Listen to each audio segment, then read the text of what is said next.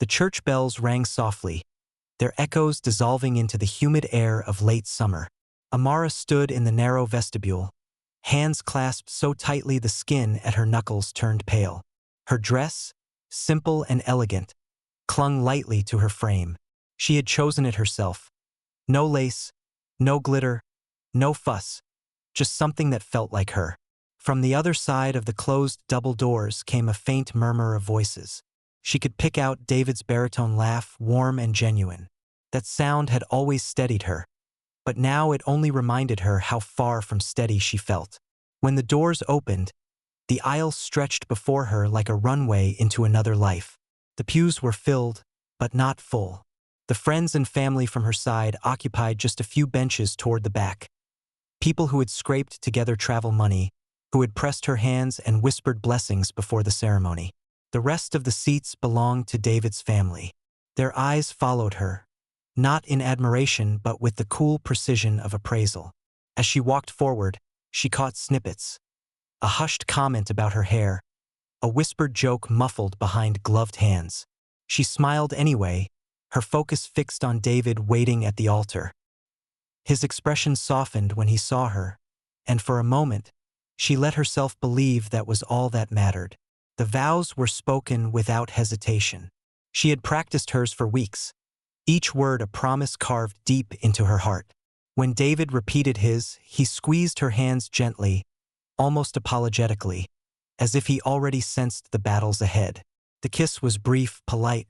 Applause broke out in uneven waves, warm and enthusiastic from her side, restrained and slow from his. Outside the church, the August sun beat down, and the photographer arranged them for pictures. David's mother kept adjusting the space between herself and Amara in each shot, as though proximity might stain her gown. At the reception, a converted barn strung with fairy lights, the differences in worlds became harder to ignore. Her friends danced freely, laughing in clusters, while his relatives sat at linen-covered tables, speaking in low, clipped tones. When she approached to greet them, conversations halted, eyes darted away.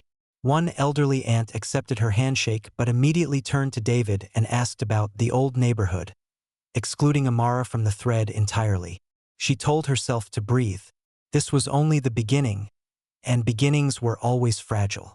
Love, she thought, could stretch across any distance, even the kind measured in culture, in class, in skin. Late in the evening, she slipped outside for air.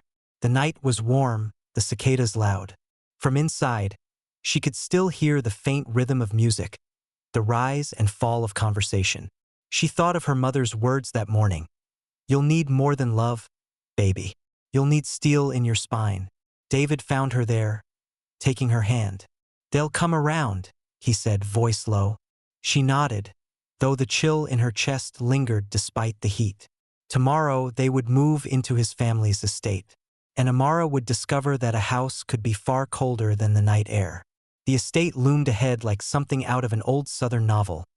White columns, sprawling porches, manicured lawns that seemed to stretch into the horizon. From the passenger seat, Amara stared at the house where David had grown up, its symmetry perfect and intimidating. She thought of the cramped apartment she and her mother had once shared, walls thin enough to hear neighbors breathing. This place felt like another world, one she wasn't sure she was meant to step into. David parked in the circular driveway. "It's just a house," he said softly, as though reading her mind. But as the front door swung open, revealing his mother in a pressed cream dress and pearls, Amara knew it was more than that. It was a stage, and she was already under scrutiny. Inside, the air smelled faintly of lemon polish and something colder, distance, maybe. The walls were lined with family portraits. Pale faces frozen in time, their clothing growing older in each frame but their expressions unchanged. "Welcome," his mother said, her smile tight. "It's charming that you'll be staying here." Charming. Not wonderful. Not "we're so happy you're here." Charming. As if Amara's presence were an eccentric accessory in an otherwise curated life. At dinner that night, the dining room table was so long it felt absurd for just 6 people. Amara was seated far from David, next to his father, who kept glancing at her hands between bites. I hear you work in community outreach, he said. The word community weighted in a way that made her stomach knot. A noble calling. I imagine it's quite different from how we do things here. I enjoy it, she replied evenly. It's about making connections, building trust. He chuckled without humor. Trust takes generations. David cleared his throat, but said nothing more. His silence was like a door closing between them. The days fell into a strange rhythm. She would spend mornings wandering the halls while David worked in his father's office, afternoons in the garden where the staff, mostly older black women, would greet her warmly, though their eyes carried a quiet warning. In the evenings, subtle barbs would surface. His mother correcting her pronunciation of wine names, his sister commenting on how articulate she was, a cousin asking if she found our customs overwhelming.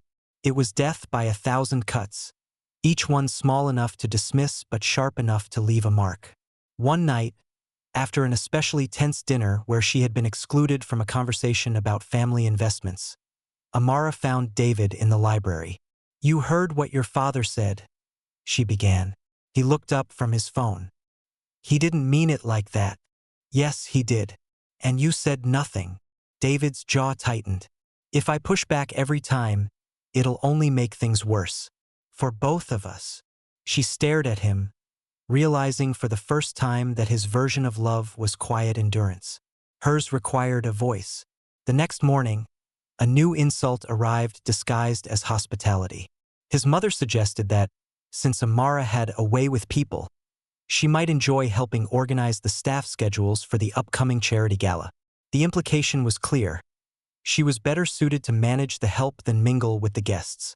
By the end of the week, she had memorized the geography of the divide. Who sat where at dinner, whose gaze lingered too long or avoided her entirely. The way David's touch became hesitant when others were around. And then came the news that shifted everything. Over breakfast, David mentioned his father's declining health, his voice low and cautious. His mother's fork paused midair, and for the first time, Amara saw something flicker in her eyes, calculation. It would not take long for that calculation to take form, and for Amara to realize that in this house, inheritance was more than money.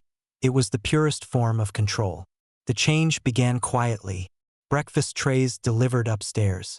Doors closing with soft clicks. Whispers behind the library's oak panels. David's father, once an imposing figure who commanded every conversation, now lay confined to the master suite.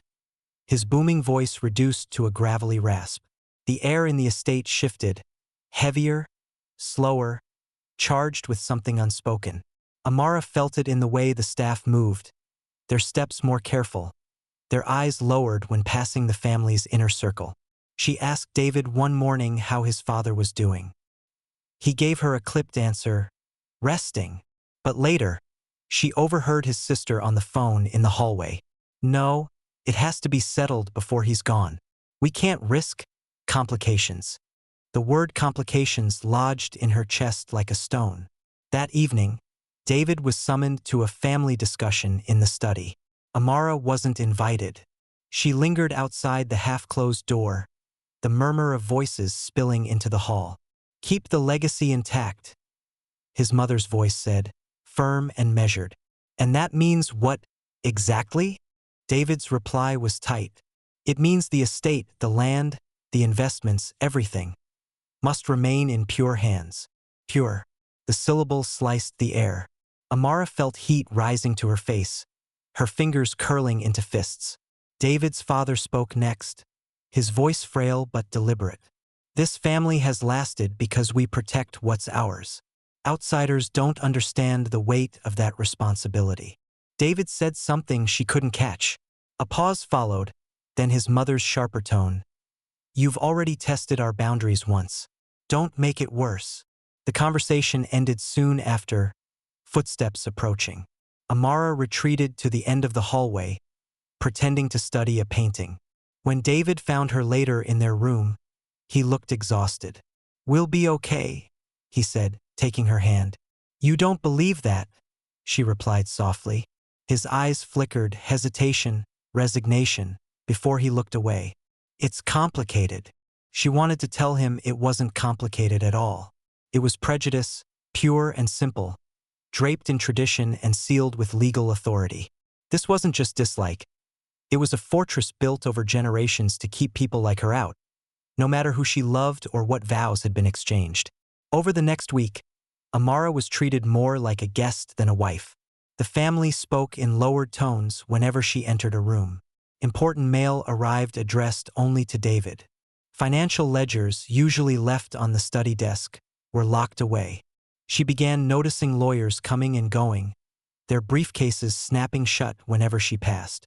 One afternoon, she brought tea to David's father's room, thinking a gesture of kindness might bridge the growing chasm. His mother intercepted her at the door. "He's resting," she said, blocking the way. "Besides, there are things we need to handle as a family." The word family stung, meant not to include her. That night, lying in bed beside David, she asked, "What happens if they cut you out?" He was silent for so long she thought he might not answer. Finally, he said, "Then we start over." But the tremor in his voice betrayed him. Starting over was easy to say when you'd never had to fight for ground to stand on. Days later, she overheard a final piece of the puzzle. One of David's uncles mentioning that new legal documents were already in place, ensuring the rightful heirs would receive everything. She didn't know exactly what they were planning, but she knew the moves were already being made, on paper, behind closed doors, in language polite enough to hide the cruelty beneath. And soon, the cruelty would stop hiding altogether. It began with envelopes. Thick, cream-colored, embossed with the family crest. They arrived by courier, always addressed to David, never to both of them. He would open them in the study. The door left ajar just enough for her to hear the rustle of pages, but not enough to see their contents. When she asked about them, he would wave a hand. "Just legal formalities." His voice was light, but the muscles in his jaw stayed tense long after he'd spoken. Soon, lawyers started visiting more frequently.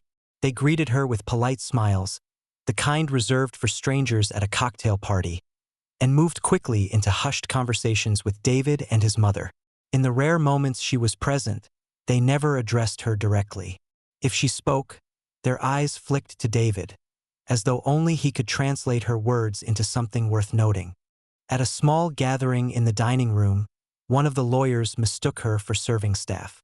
"Oh, could you bring more coffee?" he asked without looking up from his papers. The moment hung heavy, the clink of silverware pausing midair. David's mother didn't correct him. Amara, refusing to give them the satisfaction of seeing her flinch, poured herself a cup instead and sat at the table without a word. The microaggressions multiplied like hairline cracks in glass. At meetings about the estate's investments, she was spoken over, her questions redirected to David. When she entered a room mid-discussion, voices would lower, eyes sliding away as if she'd interrupted something fragile. She tried to keep track of the changes, small adjustments to bank accounts, transfers of property titles, but she was always a step behind.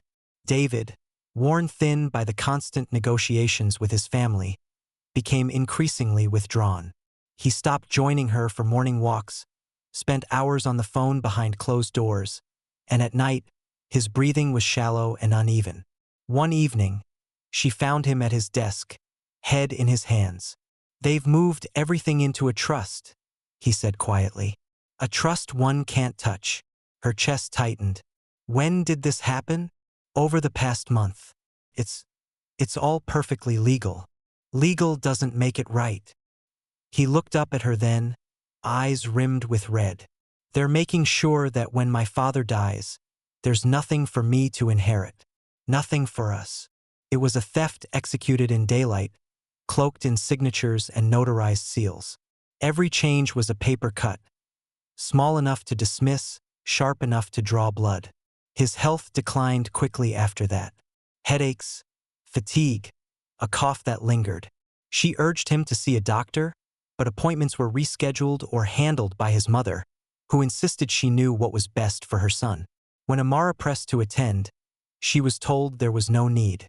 The distance between them grew, not out of lack of love, but from the invisible walls the family kept raising. Meals were served without her. Conversations ended when she entered the room. Even the staff, who had once greeted her warmly, now seemed hesitant. Eyes averted, smiles brief, likely warned not to get involved. One night, David reached for her hand. His was cold, trembling. "I'm sorry," he whispered. "I should have fought harder." Her throat ached. "We're not done fighting." But she could see in his face that some part of him already was. The next morning, a call came from the hospital. David had collapsed in his father's study. The ambulance was already on its way. Amara grabbed her coat, unaware that this would be the beginning of her longest vigil, and that she would be standing at his bedside long before the world called her a widow. The hospital smelled of antiseptic and stale air, the fluorescent lights too bright for a place so heavy with silence. Amara followed the gurney into the emergency ward, her heart pounding in sync with the rhythmic squeak of the wheels. David lay pale and still, his lips tinged gray. His mother walked briskly beside the paramedics, speaking in clipped tones to the attending physician. Amara kept pace until the automatic doors of the treatment room closed in her face. "You'll have to wait outside," a nurse said, her voice polite but firm. "I'm his wife," Amara replied, trying to step forward. The nurse hesitated, glanced toward David's mother, then repeated, "Please, wait outside." Hours later, when she was finally allowed in, David was propped up in bed, and 4 in his arm. He smiled faintly when he saw her, though the effort seemed to cost him. "They said it's pneumonia," he murmured. "They should have told me," she said, taking his hand. His skin felt thinner, almost fragile. Over the next week, she became a fixture at his bedside. She read to him, spoon-fed him soup, wiped the sweat from his brow. But every major decision, from medication changes to visiting hours, went through his family. When she questioned a doctor about his treatment plan, his mother cut in smoothly, "We've already discussed it."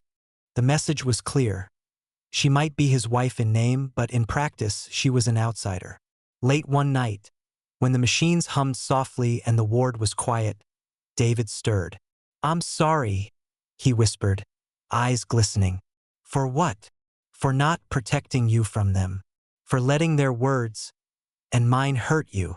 His voice broke on the last syllable. She pressed his hand to her cheek. "You were fighting battles I couldn't see. I know that now. They took everything," he said, his breathing shallow. "But they can't take you from me. I need you to remember that." The next day, his condition worsened. Doctors came and went in quick, hushed exchanges. The family gathered outside the room, their heads bent together. No one looked at her. On the third night, just before dawn, she woke to the change in his breathing. A slow, uneven rhythm that felt like the pulling away of a tide. She climbed into the narrow hospital bed beside him, wrapping her arms around his frail body. "David," she whispered, but his eyes stayed closed. His hand twitched once in hers, and then he was still. The monitor flatlined. Nurses rushed in, but she didn't move. It was his mother's voice that finally cut through.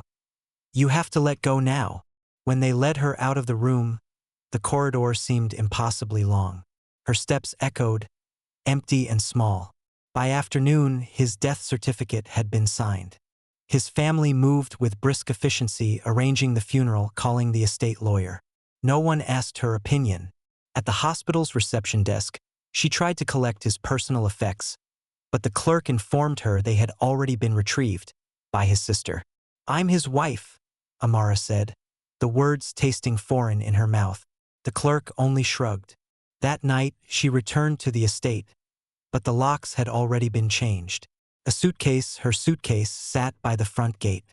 No one answered when she knocked. She carried it to a nearby motel, the key to their shared life now just a piece of useless metal in her pocket. In the quiet of that dimly lit room, she realized the truth. She was a widow not only by death, but by the erasure of everything they had built together. And soon, the final cruelty would come, not just the taking of his life from her, but the taking of his memory. The funeral was still days away when the reading of the will took place. No one told Amara when or where. It was only by overhearing two staff members whispering in the motel lobby that she learned it was happening that morning, in the family's private law office downtown. She arrived early, dressed in the same black dress she'd worn to David's hospital vigil, clutching a folder of their marriage certificate and shared bank statements. The receptionist looked at her with a flicker of discomfort. "Mrs. Langford," she began, then hesitated. "The meeting is already in progress." When Amara stepped into the conference room, conversation halted. The family sat around a polished mahogany table, the lawyer at the head, papers neatly stacked before him. No chair had been left for her. David's mother's smile was cool and unyielding. "This is a private matter," she said. "I'm his wife," Amara replied, her voice low but steady. The lawyer cleared his throat. "Mrs. Langford, legally, the assets are held within family trusts established prior to your marriage. Your name does not appear on any of them." Amara's grip tightened on the folder. "What about our joint account? Our home?" "Both were consolidated into estate holdings last month," he said. "Per the trust's terms, they revert to the surviving family." Surviving family. The phrase rang in her ears. She wanted to shout, to demand they acknowledge that she was family, too, that she had stood beside David through vows and sickness and the quiet cruelty of their disapproval. But instead, his father spoke. "You have no place in this matter. The Langford legacy must be preserved." It was said without malice, almost as if explaining a weather pattern, inevitable beyond argument. When she left the room, the sunlight outside felt harsh, the air heavy with exhaust and something more suffocating: finality. She tried calling friends from town, people who had once laughed with her over coffee and sent congratulatory cards after her wedding. Most didn't answer. The ones who did kept their voices low, their words careful. "I'm so sorry, Amara, but you know how they are. I can't get involved." By evening, her phone had gone quiet. No calls, no messages, no invitations to meet. The world had folded in around her until only the motel room remained. A box with a bed and a suitcase of clothes, the last remnants of a life erased by signatures and whispered agreements. She spent the night staring at the ceiling, the lawyer's words looping in her head. No place. Not in their home, not in their family, not in the very life she had built with David. But grief, she realized, was not the same as surrender. If they had taken everything tangible, she still carried something untouchable, the truth of what had happened. And soon, they would have to face her, not in a boardroom or behind closed doors, but in public, where every whispered insult and quiet theft could be seen in the light. The first step would be at the funeral. The morning sky was the color of wet ash, low clouds pressing down on the hills. Amara stood at the edge of the cemetery, clutching the program to keep her hands from trembling. She had arrived early, but somehow the family had already formed a wall at the front. Black coats, black hats, black umbrellas, all blending into a single, unbroken line. When she tried to step closer to the casket, a cousin she barely knew shifted sideways, blocking her path with a faint smile. "There's more room toward the back," he murmured. She moved, not out of choice but because there was nowhere else to go. From her place several rows behind, she could barely see the polished mahogany coffin, the fresh mound of earth beside it. The minister's voice floated over the heads between them, delivering scripture in a tone stripped of warmth. Every now and then, the rhythm of his words was broken by whispers. A woman's voice, sharp, nasal, said, "She shouldn't even be here." Another, male, replied with something about appearances and letting her have this. The syllables were muffled, but the meaning was unmistakable. The sound of shovels biting into dirt followed, steady and final. Amara felt each thud in her chest. She had almost made it through the service without looking directly at the headstone. But as people began to drift toward their cars, the crowd thinned enough for her to see. The stone was new, the lettering deep and deliberate. Devoted son, loyal to his bloodline. The words stopped her cold. It was not a tribute to his kindness, his work, his humor, nothing that spoke of the man she had loved. It was a declaration, carved into granite, that his loyalty had been to them and them alone, that she, by implication, had been an intrusion. Her breath came fast, heat flooding her face despite the chill in the air. Around her, the family chatted softly, adjusting scarves, clasping hands, consoling one another as though she were invisible. She thought of the nights she had sat by his hospital bed, of the way his hand had tightened around hers in those last moments. Whatever battles he had fought them with her. And yet here, at the final marker of his existence, they had erased all of that in favor of a single message. You were never one of us. A laugh rose in her throat unexpectedly. Not from amusement, but from the bitter absurdity of it. It slipped out before she could stop it, cutting through the murmurs around her. Heads turned. Someone whispered her name in warning, but she didn't care. The laughter wasn't loud, yet it carried, sharp as glass. In that instant, she realized the epitaph was not just a slight. It was a confession. They had feared her presence enough to cement their claim to him in stone. And by doing so, they had revealed the smallness of the world they fought to protect. She turned away from the grave, the laughter fading to a smile that was more steel than joy. There was nothing left for her here among the headstones and polite cruelties. If they wanted to write the ending, she would write the truth. And she would make sure it reached further than their voices ever could. The sound startled even her. It wasn't loud, not the kind of laughter that bent the body or shook the shoulders. It was sharper, thinner, and all the more dangerous for its restraint. Heads swiveled. The family's conversation faltered. A few people exchanged quick, uneasy glances, as though they had just heard something obscene in a church. Amara let the laugh linger in the air, refusing to swallow it back. She wasn't laughing at David. She was laughing at them, at the careful arrangement of their coats and hats, at the way they had huddled together in a wall of black fabric and white skin, at the granite declaration they thought would cut her deepest. But all it did was show their hand. The epitaph, devoted son, loyal to his bloodline, was not a eulogy. It was a warning, a claim, a lock on a door they had been guarding long before she ever knocked. Her marriage to David had been the one crack in that lock, and they had spent every day since welding it shut.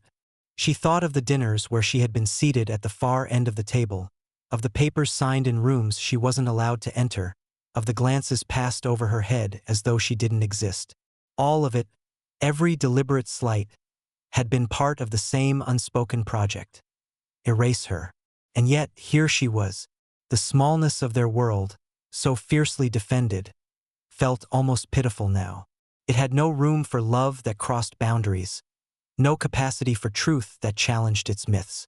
In trying to diminish her, they had only revealed their fear. Her laughter thinned into a smile that didn't reach her eyes. She caught the gaze of David's mother, steady, unflinching, and held it until the older woman looked away. Around them, the shuffle of feet on grass resumed. The murmured condolences picked up again, but the air was different now. Amara turned from the grave without waiting for the final blessing. Her heels sank slightly into the damp earth, but her steps were certain. If they believed they had the last word, they were wrong. Words could be carved into stone, yes, but they could also be written in ways that spread beyond any cemetery wall. And she was ready to start writing. The night after the funeral, Amara sat at the small desk in her motel room, the glow of her laptop casting sharp shadows across the walls. The suitcase at her feet remained half unpacked. She didn't need her clothes right now. She needed her voice. The cursor blinked at the top of a blank document. For a moment, she hesitated, hearing David's voice in her memory. Soft, careful, always weighing the cost of speaking out. But the cost of silence had already been extracted from her, piece by piece. She began typing. She wrote about their first meeting at the community fundraiser, the way his laugh had drawn her in. She wrote about the quiet joy of their early years together, before his family's shadow began to creep in. Then came the cold dinners, the locked study doors, the misunderstandings that always cut the same way. She described the lawyers who wouldn't meet her eyes, the trust documents that erased her life as though she were an error in the ledger. She did not spare herself. She admitted the moments she had stayed quiet to keep the peace, the times she had believed love alone could shield them. By dawn, the account was 30 pages long. She read it once, twice, then trimmed it down to an essay, a clean, relentless arc from love to erasure. She titled it Married into Silence and posted it to her social media with a single line: "This is the truth, they will not carve into stone." First, nothing happened. She made coffee, watched the pale morning light spill across the motel parking lot.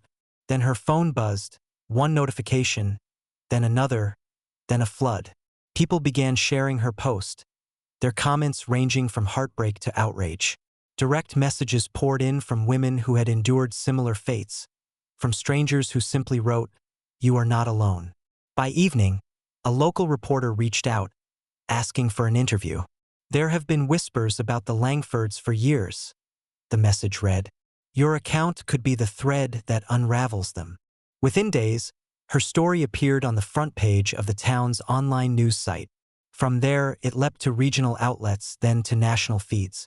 Reporters dug deeper, into property deals that excluded minority buyers, into campaign donations tied to discriminatory legislation, into legal disputes quietly settled out of court.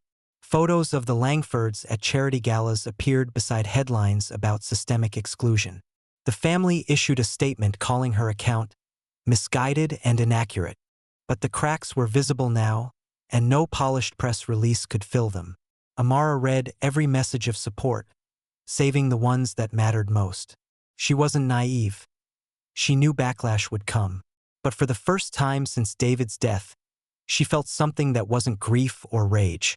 It was momentum, and she would carry it all the way to the place she needed to go next, the cemetery one last time, to leave her own words in stone. 3 years passed before Amara returned to the cemetery. In that time, her life had been remade, not overnight, but piece by deliberate piece. She moved into a sunlit townhouse on the edge of the city, its walls painted in warm earth tones. She started her own consultancy, advising nonprofits on community outreach and equity strategies. Her work grew, fueled in part by the recognition from her essay, and she built a network of colleagues and friends who valued her not as an ornament, but as a force. The Langford name had faded from the headlines, but the damage to their image remained. The investigations sparked by her account had led to quiet settlements, sudden resignations, and shuttered business deals. They had retreated into the privacy of their estate, their fortress now less a symbol of power than a monument to isolation. On a crisp autumn morning, she parked by the wrought iron gates of the cemetery. In the trunk of her car lay a small, smooth stone wrapped in linen. She carried it carefully, following the winding path until she reached the familiar plot. David's grave looked the same as it had the day she laughed there. Same polished granite, same epitaph. Devoted son, loyal to his bloodline. Time had dulled the letters only slightly, the message still sharp enough to sting. She stood for a long moment, the cool wind threading through her hair. "You should have fought harder," she murmured, though there was no anger in her voice now, only the ache of what might have been. Then she knelt, unwrapping the stone she had brought. It was smaller than his headstone, but just as deliberate, carved by a local artisan who knew her story. The words were simple: beloved wife, loyal to no chains. She placed it beside his, aligning the edges so that anyone passing would read them together. A quiet correction, a refusal to let their narrative stand unchallenged. As she stood, a family passed by, the children darting between graves. One little girl stopped to look at the two stones. "Mom, why do they say different things?" she asked. Her mother glanced at Amara, then answered, "Because sometimes, the truth doesn't fit on just one side of the story." Amara felt a smile tug at her lips. She brushed her fingers over the smaller stone one last time. It wasn't about claiming space beside him. She had made peace with the fact that much of his life had been lived under the weight of their family's expectations. This was about claiming herself, about leaving a marker that said, "I was here, and I will not be erased." The wind carried the scent of fallen leaves as she turned toward the path. Each step away from the grave felt lighter than the last, not because the struggle was over, but because she no longer carried it alone. Her community, her work, her own voice, they were the foundation she had built, stone by stone, after the ruin. And she knew, as she reached the gates, that the fight for dignity was never truly finished. But she also knew she had already won something her in-laws could never take back. A place in the record, in her own history, written on her own terms.